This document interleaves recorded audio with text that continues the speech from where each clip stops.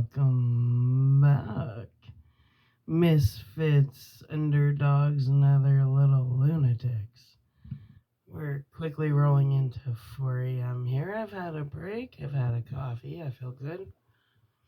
I got chilies, so I got to put my hooded blanket on. I love this thing. Well, anyways, we're getting into Cinderella, but the Brothers Grimm version, which I've never read, so this should be interesting. Right? Alright.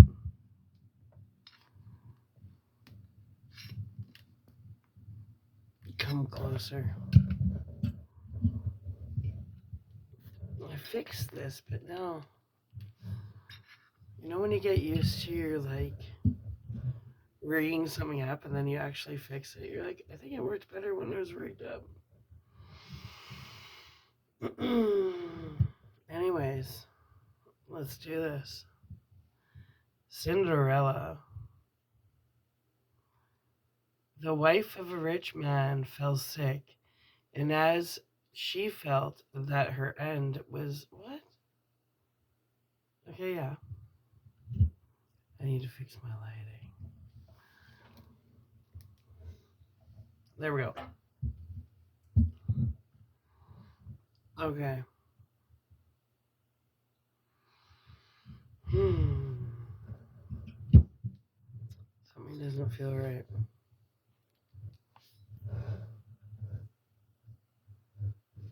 Oh, let's just do this. We're definitely at 4 a.m. now. The wife of a rich man fell sick, and as she felt that her end was drawing near, she called her only daughter to her bedside and said, Dear child, be good and poise, and then the good God will always protect you, and I will look down on you from heaven and be near you. Thereupon she closed her eyes and departed. Every day the maiden went out to her mother's grave and wept, and she remained pious and good. When winter came, the snow spread a white sheet over the grave, and by the time the spring sun had drawn it off again, the man had taken another wife. The woman had brought with her into the house 2 daughters, who were beautiful and fair of face, but vile and black of heart. Now began a bad time for the poor stepchild. It is the stupid goose to sit in the parlor with us, they said. He who wants to eat bread must earn it. Out with the kitchen wench. Out with the kitchen wench. They took her pretty clothes away from her, put an old gray bed gown on her, and gave her wooden shoes. Just look at the proud princess, how decked out she is, they cried and laughed and led her into the kitchen. There she had to do hard work from morning till night, get up before daybreak, carry water, light fires, cook and wash. Besides this, the sisters did her every imaginable injury. They mocked her and emptied her peas and lentils into the ashes, so that she was forced to sit and pick them out again. In the evening, when she had worked till she was weary, she had no bed to go to, but had to sleep by the hearth in the cinders. And as on that account she always looked dusty and dirty, they called her Cinderella. It happened that the father was once going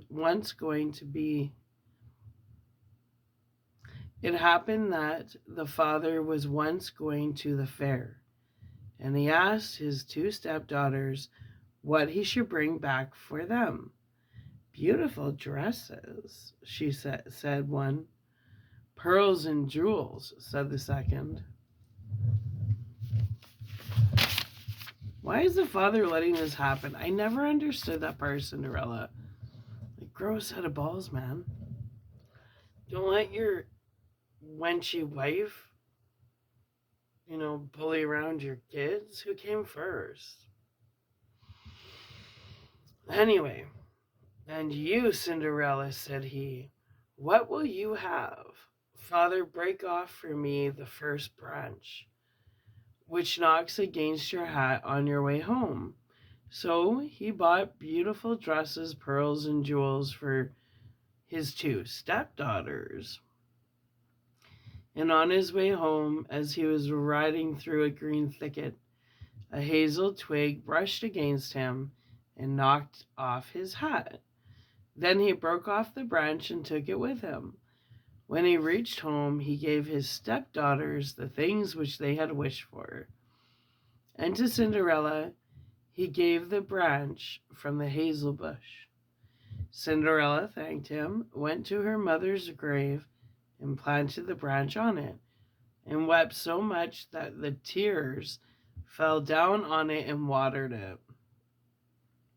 And it grew and became a handsome tree. Thrice a day Cinderella went and sat beneath it, and wept and prayed, and a little white bird always came on the tree. And if Cinderella expressed a wish, the bird threw down to her what she had wished for. It happened, however, that the king gave orders for a festival which was to last 3 days, and to which all the beautiful young girls in the country were invited, in order that his son might choose himself a bride. When the two stepsisters heard that they were too young to appear among the number, they were delighted, called Cinderella and said, comb our hair for us, brush our shoes, and fasten our buckles, for we are going to the wedding at the king's palace. Cinderella obeyed, but wept because she too would have liked to do so. You go, Cinderella, she said.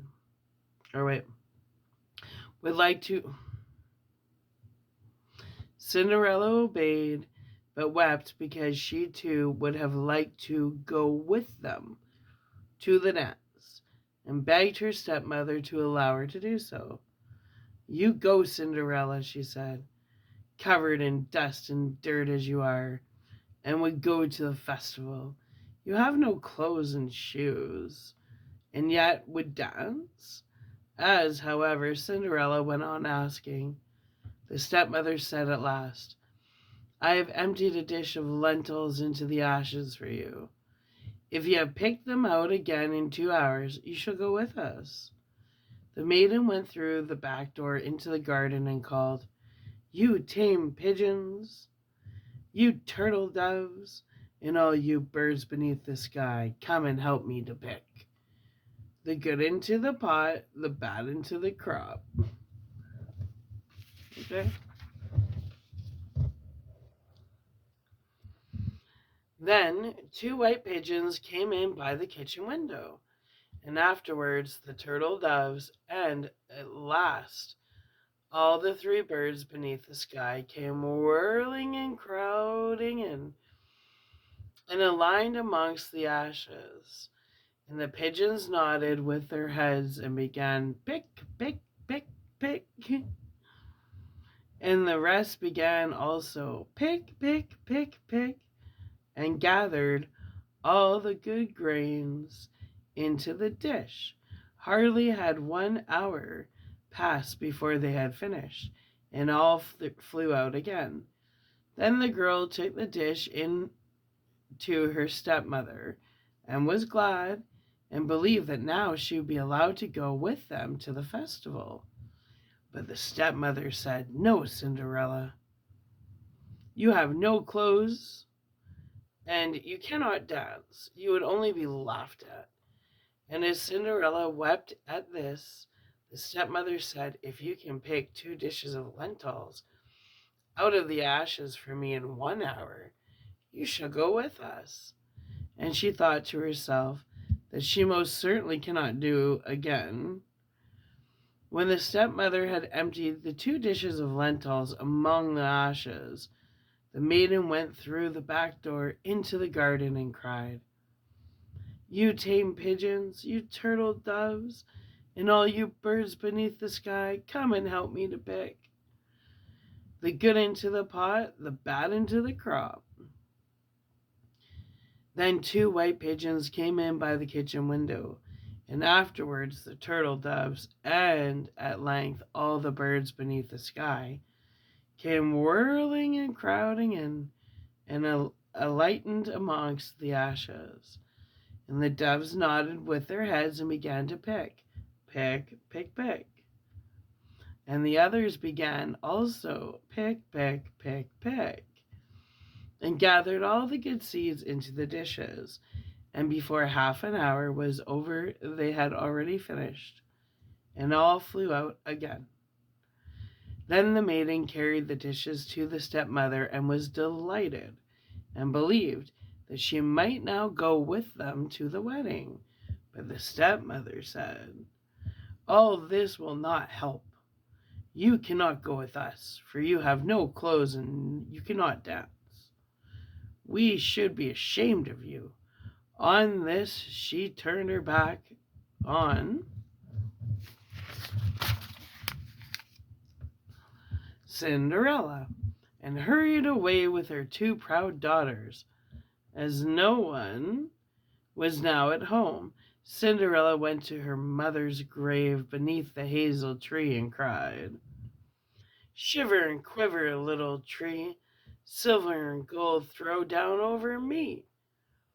Then the bird threw a gold and silver dress down to her, and slippers embroidered with silk and silver. She put on the dress with all speed and went to the wedding. Her stepsisters and the stepmother, however, did not know her, and thought she must be a foreign princess, for she looked so beautiful in the golden dress.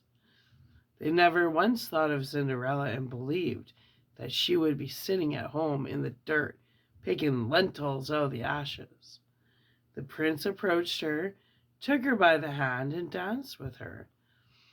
He would dance with no other maiden and never let loose of her hand.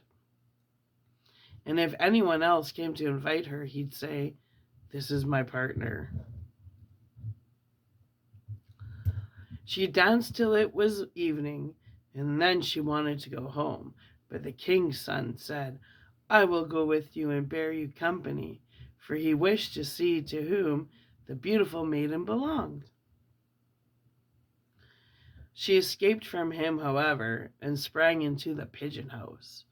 The king's son waited until her father came, and then he told him that the unknown maiden had leapt into the pigeon house. The old man thought, "Can it be Cinderella?" And they had to bring him an axe and a pickaxe that he might hew the pigeon house to pieces.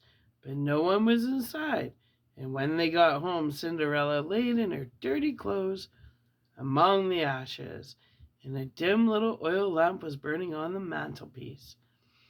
For Cinderella had jumped quickly down from the back of the pigeon house and ran to the little hazel tree, and there she had taken off her beautiful clothes and laid them on the grave, and the bird had taken them away again.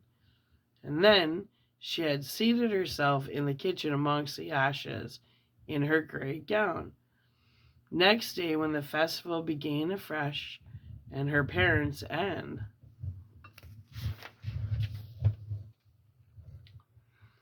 the stepsisters had gone once more, Cinderella went to the hazel tree and said, "Shiver and quiver, my little tree, silver and gold throw down over me."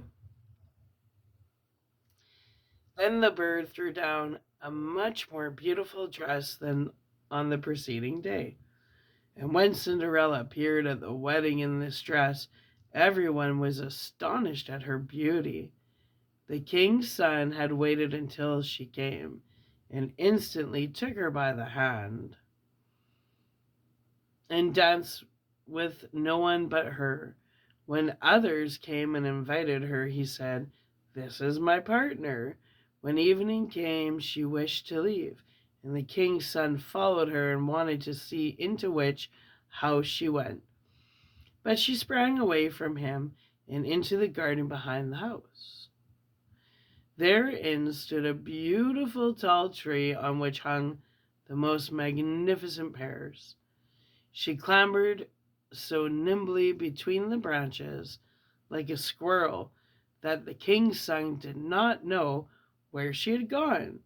He waited until her father came and said to him, "The unknown maiden has escaped from me, and I believe she has climbed up the pear tree." The father thought, "Can it be Cinderella?" and had an axe brought and cut the tree down, but no one was on it. And when they got into the kitchen, Cinderella lay there amongst the ashes, as usual, for she had jumped down on the other side of the tree, had taken the beautiful dress to the bird on the little hazel tree, and put on her gray gown. On the third day, when the parents and sisters had gone away, Cinderella went once more to her mother's grave and said to the little tree, "Shiver and quiver, my little tree. Silver and gold throw down over me." And now the bird threw down to her a dress which was more splendid and magnificent than any she had yet, and the slippers were golden. And when she went to the festival in the dress, no one know how to speak for astonishment. The king's son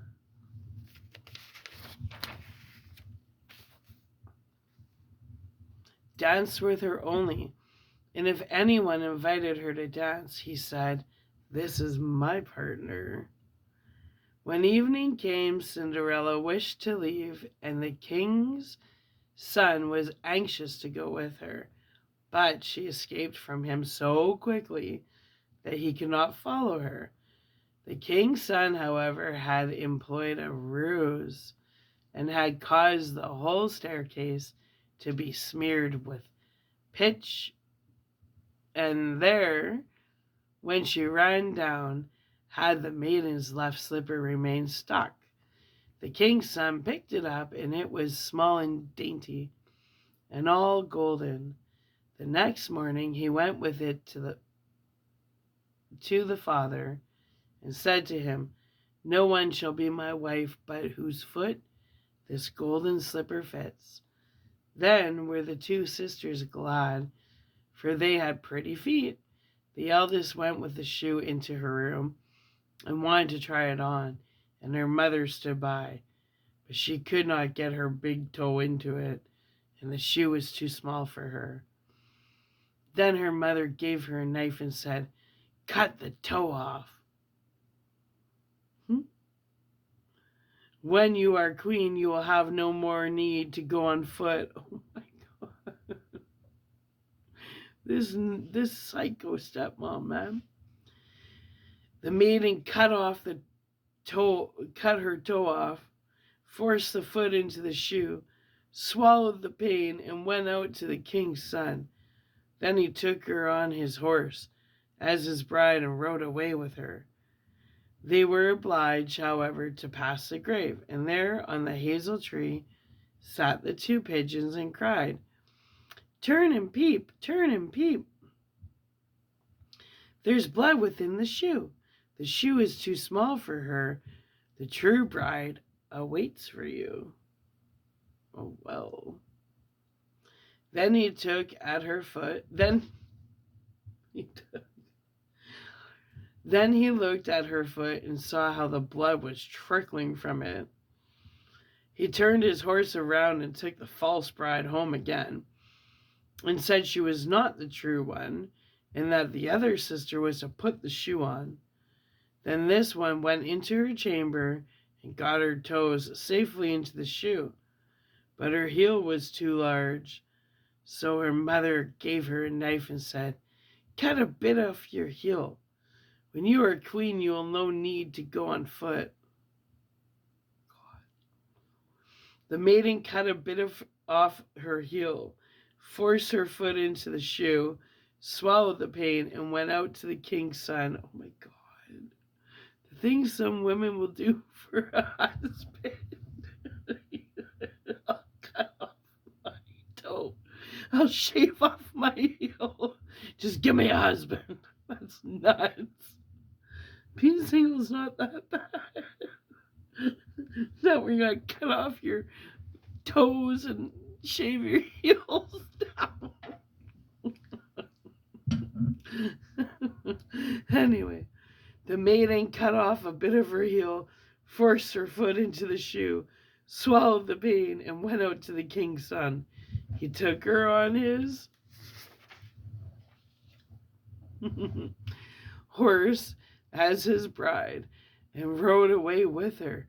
But when they paused by the hazel tree, the two little pigeons sat on it and cried, turn and peep, there's blood within the shoe. The shoe, it is too small for her. The true bride awaits for you." He looked down at her foot and saw how the blood was running out of her shoe, and how it had stained her white stocking quite red. Then he turned his horse and took the false bride home again. "This is also not the right one," said he. "Oh shit. Have you no other daughter?" "No," said the man. "There is still a little stunted kitchen wench, which my late wife left behind her, but she cannot possibly be the bride."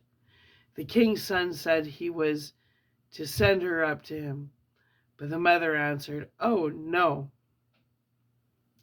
She is much too dirty. She cannot show herself." But he absolutely insisted on it, and Cinderella had to be called. She first washed her hands and face clean, and then went and bowed down before the king's son, who gave her the golden shoe. Then she seated herself on a stool, drew her foot out of the heavy wooden shoe, and put it into the slipper, which fit her like a glove. And when she rose up and the king's son looked at her face, he recognized the beautiful maiden who had danced with him and cried, "This is the true bride." The stepmother and the two sisters were horrified and became pale with rage. He, however, took Cinderella on his horse and rode away with her. As they passed the hazel tree, the two white doves cried, turn and peep, no blood is in the shoe. The shoe is not too small for her. The true bride rides with you." Oh, that's cute. And when they cried that, the two came flying down and placed themselves on Cinderella's shoulders, one on the right, the other on the left, and remained sitting there. When the wedding with the king's son was to be celebrated, the two false sisters came and wanted to get into favor with Cinderella. Yeah, we're best friends now. Sure. And share her good fortune. Oh, little too late. When the betrothed couple went to church, the elder was at the right side and the younger at the left. And the pigeons pecked out one eye for each of them. Oh my God. Afterwards, as they came back, the elder was at the left and the younger at the right, and then the pigeons pecked out the other eye from each. And the pigeons made them blind. Holy shit. And thus, for their wickedness and falsehood, they were punished with blindness all their days. Wow, that's intense. Okay, so that was definitely, I've never heard that version of Cinderella before. definitely the adult version. Cut off your toes, shave your heels, and in the end, the pigeons peck out their eyes. Okay, the next story of our little trilogy here, the riddle. There was once a king's son who was seized with a desire to travel about the world, and took one with him but a faithful servant. One day he came to a great forest, and when darkness overtook him, he could find no shelter and knew not where to pass the night. Then he saw a girl who was going towards a small house, and when he came nearer, he saw that the maiden was young and beautiful. He spoke to her and said, "Dear child, can I and my servant find shelter for the night in the little house?" "Oh, yes," said the girl in a sad voice. Oh, yes," said the girl in a sad voice. "That you certainly can, but I do not advise you to venture it. Do not go in." "Why not?" asked the king's son. The maiden sighed and said, Let me guess, another evil stepmother. Another evil stepmother. My stepmother practices wicked arts. She is ill disposed towards strangers." Then he saw very well that he had come to the house of a witch. But as it was dark and he could not go farther, and also was not afraid, he entered. The old woman was sitting in an armchair by the fire and looked at the stranger with her red eyes. "Good evening," growled she, and pretended to be quite friendly. "Take a seat and rest yourselves." She found the fire on which she was cooking something in a small pot. The daughter warned the two to be prudent, to eat nothing and drink nothing, for the old woman brewed evil drinks. They slept quietly until early morning, when they were making ready for their departure, and the king's son was already seated on his horse. The old woman said, "Stop a moment. I will first hand you a parting draught." Whilst she fetched it, the king's son rode away, and the servant, who had to buckle his saddle tight, was the only one present when the wicked witch came with the drink. "Take that to your master," she said.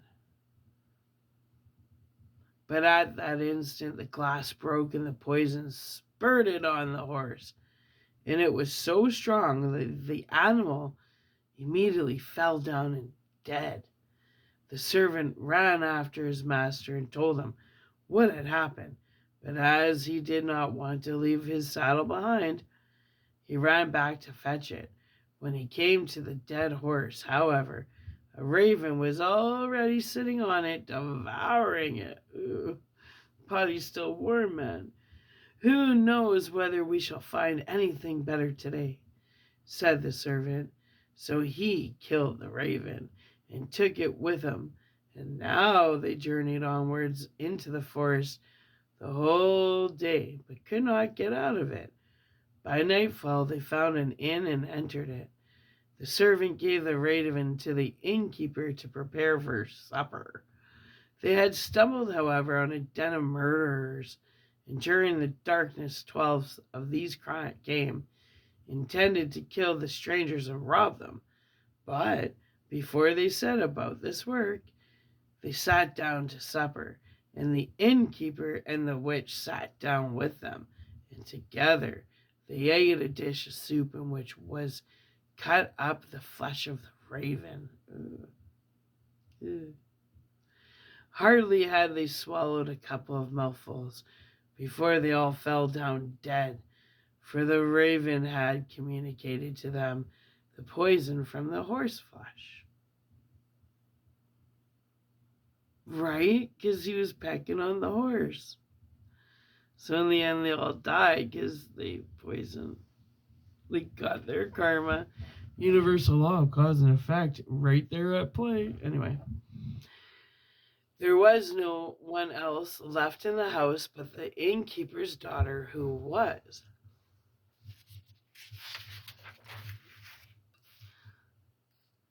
honest and had taken no part in their godless deeds. She opened up all the doors to the stranger and showed him the store of treasures. But the king's son said she might keep everything. He would have none of it, and rode onwards with his servants. After they had traveled about for a long time, they came to a town in which was a beautiful but proud princess, who had made it known that whoever should set her a riddle which she could not guess, the man should be her husband. What weird ways they used back then to hook up with these people. But if she guessed it, his head must be cut off. Oh my god. Okay. What the fuck am I reading? She had 3 days to guess it in, but was so clever that she always found the answer to the riddle given her before the appointed time. 9 suitors had already perished in this manner. She's not even married and she's like a black widow.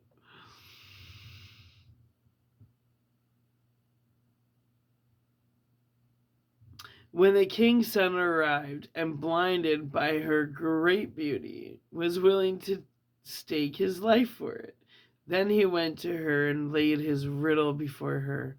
"What is this?" said he. "One slew none and yet slew 12. She did not know what that was. She thought and thought, but she could not solve it. She opened her riddle books, but it was not in them. In short, her wisdom was at an end." No shit. As she did not know how to help herself, she ordered her maid to creep into the Lord's sleeping chamber and listen to his dreams, and thought that he would perhaps speak in his sleep and reveal the riddle. But the clever servant had placed himself in the bed instead of his master. And when the maid came there, he tore off from her the mantle in which she had wrapped herself, and chased her out with rods.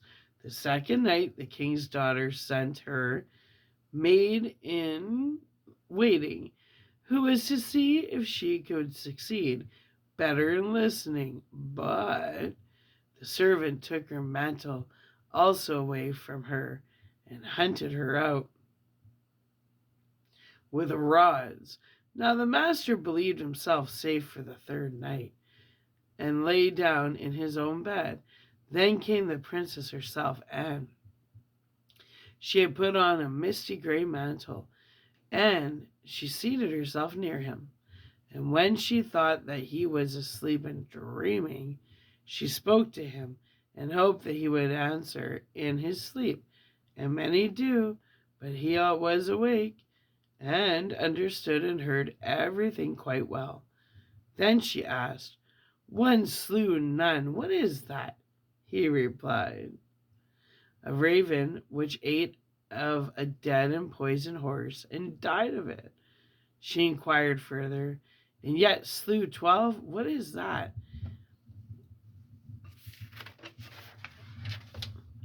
He answered, "That means 12 murderers when ate the raven and died of it." When she knew the answer to the riddle, she wanted to steal away, but he held her mantle so fast that she was forced to leave it behind. Next morning, the king's daughter announced that she had guessed the riddle, and sent the 12 judges and expounded it before them. But the youth begged for a herring, a hearing and said, "She stole into my room into the night and questioned me. Otherwise, she could not have discovered it."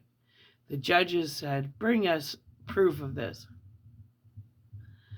Then were the 3 mantles brought thither by the servant, and when the judges saw the misty gray one, which the king's daughter usually wore, they said, "Let the mantle be embroidered with gold and silver, and then it will be your wedding mantle."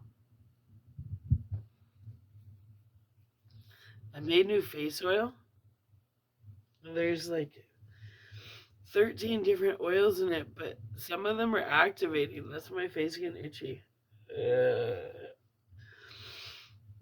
Yeah.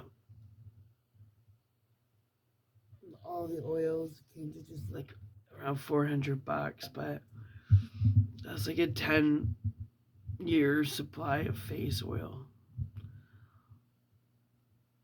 Well, maybe 5-year, but still. And it's the best face oil. I did my research. But right now my face is kind of getting used to it and activating. So I'm sorry if I'm scratching my face.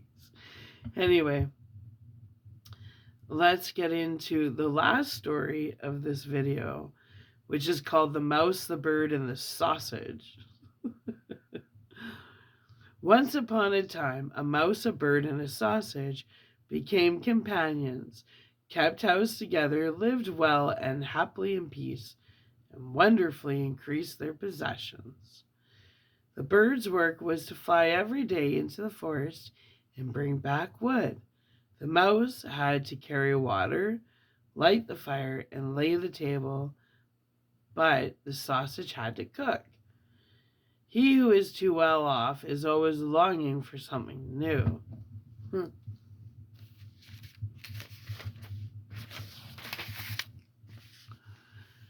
The day the bird met with another bird, to whom it related his excellent circumstances and boasted of them. The other bird, however, called it a poor simpleton for its hard work, but said that the 2 at home had good times. For when the mouse had made her fire and carried her water, she went into her little room to rest until they called her to lay the table. The sausage stayed by the pot, saw that the food was cooking well, and when it was nearly time for dinner, it rolled itself once or twice through the broth or vegetables, and then they were buttered, salted, and ready. When the third bird came home and laid his burden down, they sat down to dinner, and after they had had their meal, they slept their fill till the next morning, and that was a splendid life. Next day, the bird, prompted by the other bird, would go no more into the wood, saying that he had been servant long enough, and had been made a fool of by them, and that they must change about for once, and try to arrange it in any other way. And though the mouse and the sausage also begged more earnestly, the bird would have his way, and said it must be tried. They cast lots about it, and the lot fell on the sausage, who was to carry wood to the mouse, or carry wood. The mouse became cook, and the bird was to fetch water. That's twisted. What happened? The little sausage went out towards the wood. The little bird lighted the fire. The mouse stayed by the pot and waited alone with little sausage. Until little sausage came home and brought wood for the next day. But the little sausage stayed so long on the road that they both feared something was amiss, and the bird flew over a little way in the air to meet it. Not far off, however, it met a dog on the road who had fallen on the poor sausage as lawful booty, and had seized and swallowed it. The bird charged the dog with an act of barefaced robbery, but words were useless, for the dog said he had found forged letters on the sausage, on which account its life was forfeited to him. The bird sadly took up the wood, flew it home, and related what he had seen and heard. They were much troubled, but agreed to do their best and remain together. The bird therefore laid the table, and the mouse made ready the food and wanted to dress it and to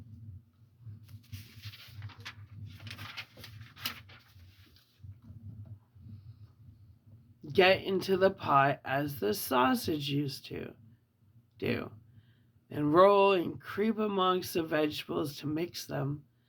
But before she got into the midst of them, she was stopped and lost her skin and hair and life in the attempt.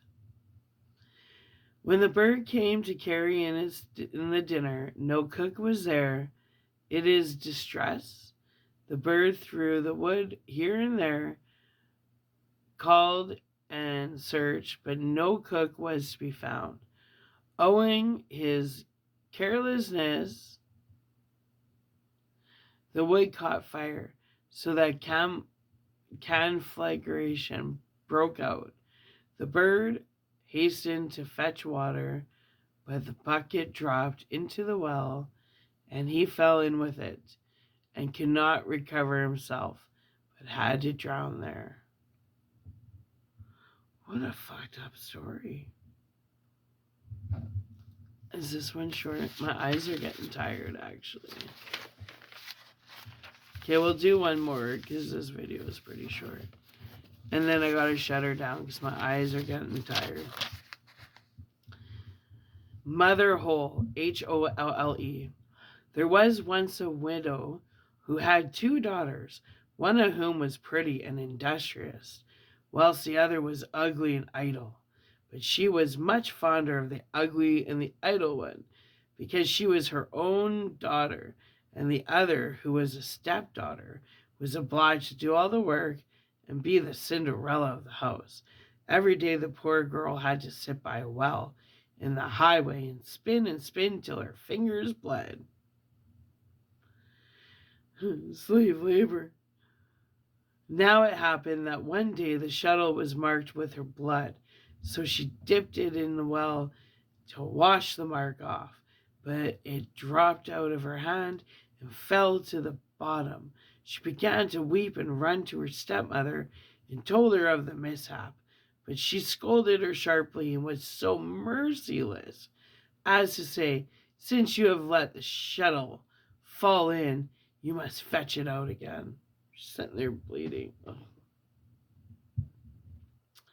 So the girl went back to the well and did not know what to do. And in the sorrow of her heart, she jumped into the well to get the shuttle. She lost her senses, and when she awoke and came to herself again, she was in a lovely meadow where the sun was shining and many thousands of trees were growing. Across this meadow, she went, and at last came to a baker's oven full of bread, and the bread cried out, "Oh, take me out, or I shall burn. I've been baked a long time." So she went up to it and looked out and took out all the loaves one after another with a bread shovel. After that she went on till she came to a tree covered with apples, which called out to her, "Oh, shake me, we apples are all ripe." So she shook the tree with the apple till the apples fell like rain, and went on shaking till they were all down. And when she had gathered them into the heap, she went on her way. At last she came to a little house, out of which an old woman peeped, but she had such large teeth that the girl was frightened and was about to run away. But the old woman called out to her, "What are you afraid of, dear child? Stay with me if you will do all the work in the house properly. You shall be the better for it. Only you must take care to make my bed well, and to shake it thoroughly till the feathers fly, for then there is snow on the earth, and I am Mother Hole."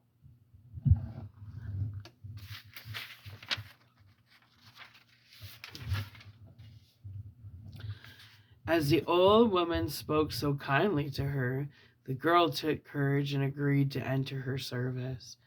She attended to everything to the satisfaction of her mistress, and always shook her bed so vigorously that the feathers flew about like snowflakes.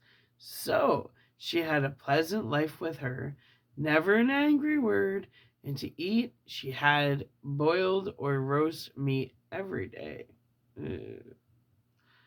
Roast fine boiled. She stayed some time with Mother Hole before she became sad. At first she did not know what was the matter with her, but found at length that it was homesickness. Although she was many thousand times better off here than at home, still she had a longing to be there. At last she said to the old woman, "I have a longing for home, and however well off I am down here, I cannot stay any longer. I must go up again to my own people." Mother Hole said, "I am pleased that you long for home again, and as you have served me so truly, I myself will take you up there again." Thereupon she took her by the hand and led her to a large door. The door was open and went as a maiden was standing beneath the doorway. A heavy shower of golden rain fell, and all the gold clung to her, so that she was completely covered over with it. "You shall have that because you have been so industrious," said Mother Hole, and at the same time she gave her back the shuttle which she had to let fall into the well. Thereupon the door closed, and the maiden found herself up above upon the earth, not far from her, and cried, "Cock-a-doodle-doo! Your golden girl has come back to you." So she went in to her mother, and she arrived thus covered with gold. She was well received both by her mother and her sister. The girl told all that had happened to her, and as soon as the mother heard how she had come by so much wealth, she was very anxious to obtain the same good luck for the gay and lazy daughter. She had to seat herself by the well and spin, and in order that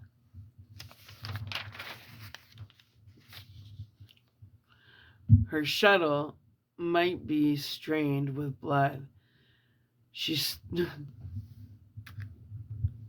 struck her hand onto a thorn bush and pricked her finger. Then she threw her shuttle into the well and jumped in after it. She came like the other to the beautiful meadow and walked along the very same path. When she got to the oven, the bread again cried, "Oh, take me out! Take me out! Oh, I shall burn! I have been baked a long time." But the lazy thing answered, "As if I had any wish to make myself dirty." And on she went. Soon she came to the apple tree. She cried, "Oh, shake me. We apples are all ripe, But she answered, I like me, shake me. We apples are all ripe. But she answered, I like that. I totally repeated that. But she answered, I like that. One of you might fall on my head. And so went on. When she came to Mother Hull's house, she was not afraid, for she had already heard of her big teeth, and she hired herself to her immediately. The first day she forced herself to work diligently and obeyed Mother Hull when she had told her to do anything, for she was thinking of all the gold that she would have given her. But on the second day, she began to be lazy, and on the third day, still no more. And then she would not get up in the morning at all. Neither did she make Mother Hull's bed as she ought, and did not shake it so as to make the feathers fly up. Mother Hull was soon tired of this, and gave her notice to leave. The lazy girl was willing enough to go, and thought that now the golden rain would come. Mother Hull had led her also to the great door, but while she was standing beneath it, instead of the gold, a big kettleful of pitch was emptied over it. That is the reward for your service, said Mother Hull, and shut the door.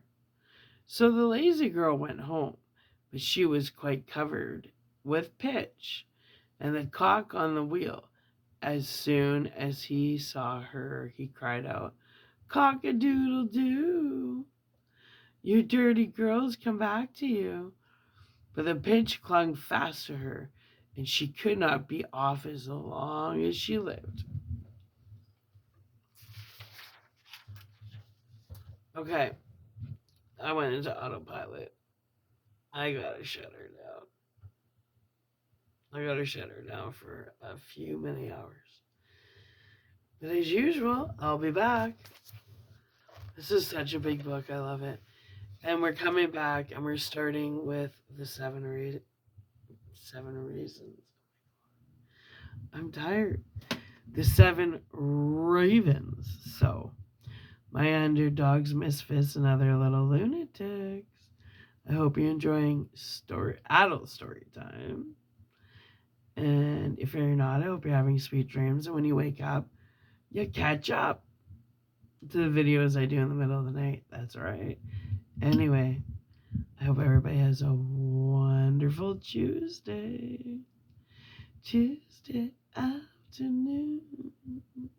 Anyway, where Tuesday's gone with the wind. That's one of my favorite songs.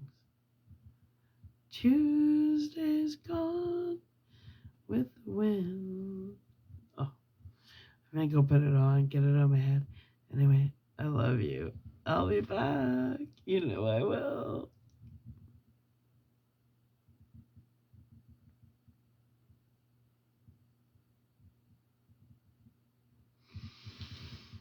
It doesn't want to turn off. I'm trying. Let's try again. Good night. I love you. Sweet dreams.